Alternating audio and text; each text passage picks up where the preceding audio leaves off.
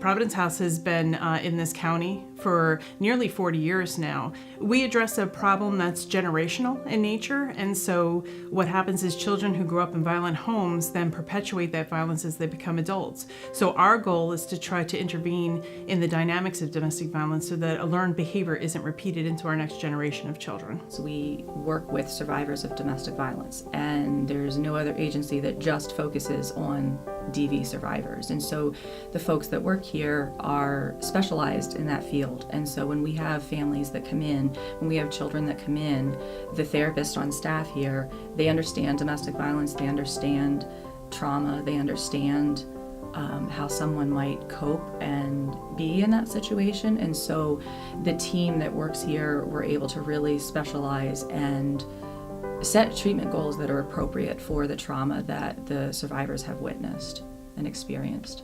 Well, the PALS program is a program for children who have witnessed domestic violence. It's a creative arts-based program that works with kids ages 3 to 12 to help them heal from domestic violence. Because we don't want kids to repeat what they've seen, so changing that and empowering that, making it different for their future is really what's important. I was in a domestic violent relationship with my boyfriend. It ended with me breaking up with him and him coming to my house and assaulting me and breaking my nose, which led me to go to the police station where I met a DVRT who volunteered through Providence House. She came in, she was wonderful, she was quiet, she wasn't judgmental, and she gave me literature. And at that point, that was really all I could handle. And it was perfectly done. Since I came to Providence House, I wanted this wall to be constructed for added safety. One day I was speaking with a volunteer who I thought might be able to build the wall. And he told me, well, Ruth, I could do that, but I think that you might want to contact a construction company that recently did some renovation on my home.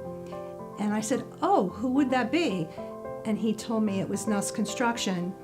And I couldn't believe what he was saying to me because I've known Tammy and Nuss Construction for 15 years. And as soon as he told me the name, I went right back into my office. I texted her and I said, John just told me about your company doing community outreach, and I would love for you to do community outreach where I work. I came out and took a look and said this is something we can, Nuss Construction would definitely be willing to do. So I took some pictures, talked with Ruth, and then went back to the office, showed it to the owner, Bob Karp, and the CEO, and we said this is something we would like to help out with. The construction project itself included not only the vestibule that was created, but they built a wall, a reception sliding window, and a door that we were able to add a keypad to so that our employees were able to enter quickly, but that any outside visitor wasn't able to access the rest of the building.